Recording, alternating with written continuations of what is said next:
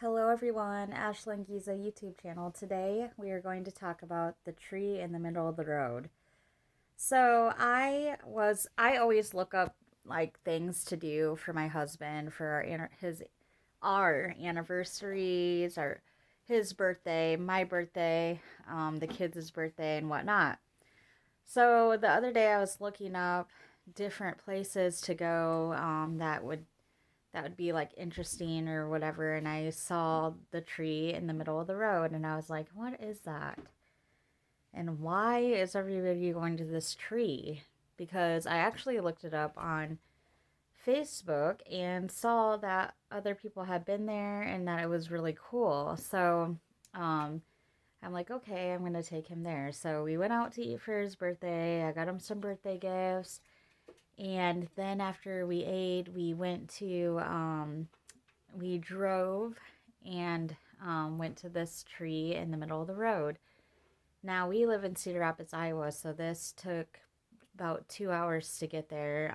But I'll tell you why. Because I actually went to the Facebook site for the tree in the middle of the road, and I clicked on the directions and we listened to the GPS. Well, big mistake, because we all you have to do, this is for if you live in Cedar Rapids, Iowa. If you don't, then definitely GPS it, or stop, at a gas station that's nearby um, the tree and ask somebody how to get there, because it took us like through weird places, like through Marengo and like just a bunch of different little cities and towns that we didn't need to go through. All we had to do was, from where we were, was hop on 380 South, and then from there take a right on I 80 and go like you're going to Adventureland, like go to Altoona, and it'll take you all the way through, and then you can listen to your GPS then. So anyways, um so I'm going to read you guys a little bit about the tree in the middle of the road. And because I was wondering, like, what's so special about this tree? So I did research and I found this. So hold on. I'm going to open up what I found on the web. So the tree in the middle of the road is a cottonwood tree. This cottonwood tree that has become a landmark in Audubon County.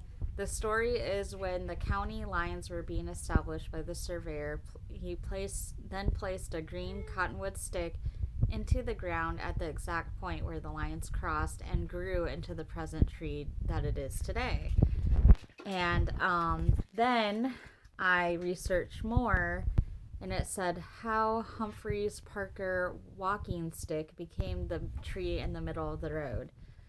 Um, and then there's some information about a guy and his walking stick, and how there's a letter that actually was received by the family. It said, "Your ever welcome letter got here okay. Also, the picture of the old cottonwood tree. There's a little history about that tree. John Parker's brother, Humphrey Parker, used that tree once as a walking stick. He and John A. Parker was measuring land. Humphrey was crippled in one foot, so he cut a young cottonwood sprout down by the little creek northwest of where the tree stands now. And when they, hold on, I gotta scroll to the other part of it. Um, when it sprouted and grew, um, then they were no longer alive, so then it sprouted and grew. So the tree was once Humphrey Park's walking stick, and that has been about 80 years ago, um, or about that long ago. So that is how the lone cottonwood tree came to grow there. So the old tree has a little story attached to its growth. So that was given to the Parker family, um, who live kind of by the cottonwood tree. So there's a couple different stories. Do I know which one's actually true? No, I don't. So don't quote me. I don't know if either one of those are true. That's just information I found on the web, but I thought it would be cool to share because that's what I found. If you guys can find other information about it, I would love if you guys commented a link underneath, or just some information you might have found from somebody else, or like friend or family or whatever, because that I know there's more to that tree than just that. But you guys should definitely go there sometime if you're near um, that area or live in Cedar Rapids, Iowa. It's definitely a fun thing to do if you have nothing to do, and um, it's it's very unique too. I do have to say, I probably would have picked to go there in the spring or summertime because my husband's birthday is in November, and so the tree was bare and it still looked really, really cool, but it would have looked even cooler with trees on it. And the fall time might be awesome because, all the how all the different plants and leaves and everything around it would have been colorful, and the tree just would have been more vibrant, in the summertime or springtime. But I wanted to take them. We've never been before, and we were in two places at one time because that tree divides property land. So it was really cool. But I do have to say, yes, I would have picked to take him in the spring or summertime if I had a choice.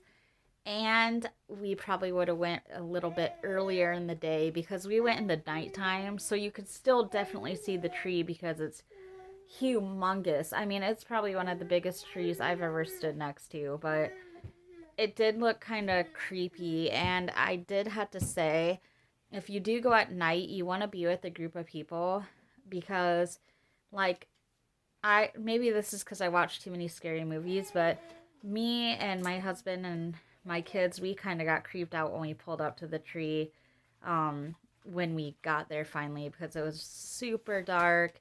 There was stuff spray painted on it.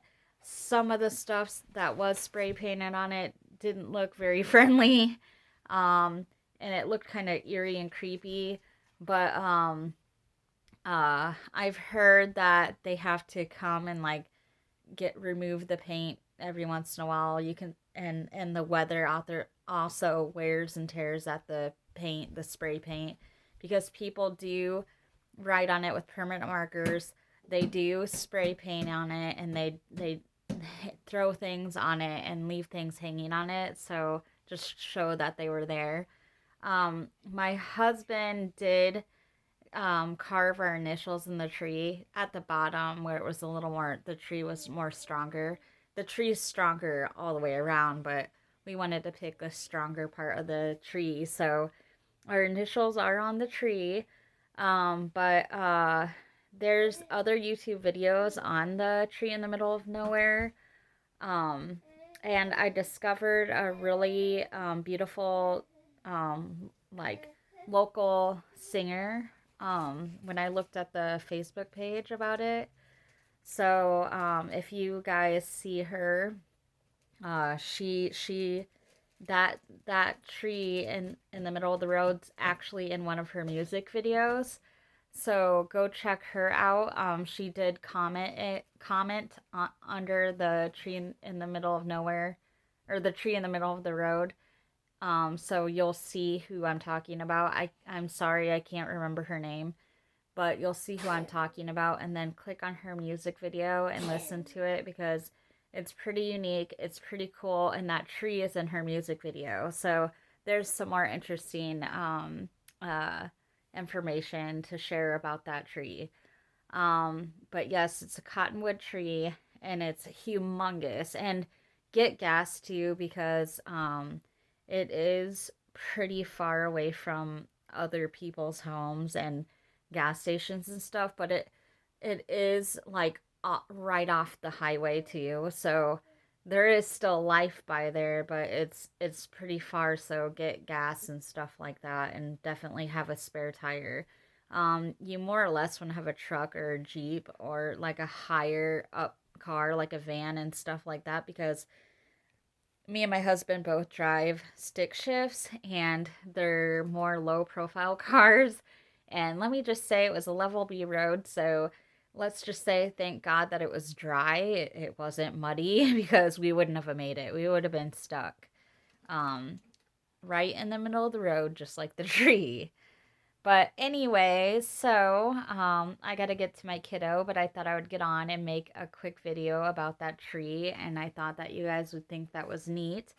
So if you're bored and you want something to do, check it out. It'd be if I was younger and I was still a teenager or something, or even in my early 20s, it would have been something fun to go do with my friends. There's I forgot to mention too. There's actually like if you go during the day, there's little museums and stuff. Little clothing stores and things like that. And I think in one of those stores they have brochures and different um tree in the middle of the road souvenirs. So check those out too. But anyways, I will be on with another life topic. Thank you. I can never say that. I will be on with another life topic. My gosh. I don't know why that's like a tongue twister for me. Anyways, all right.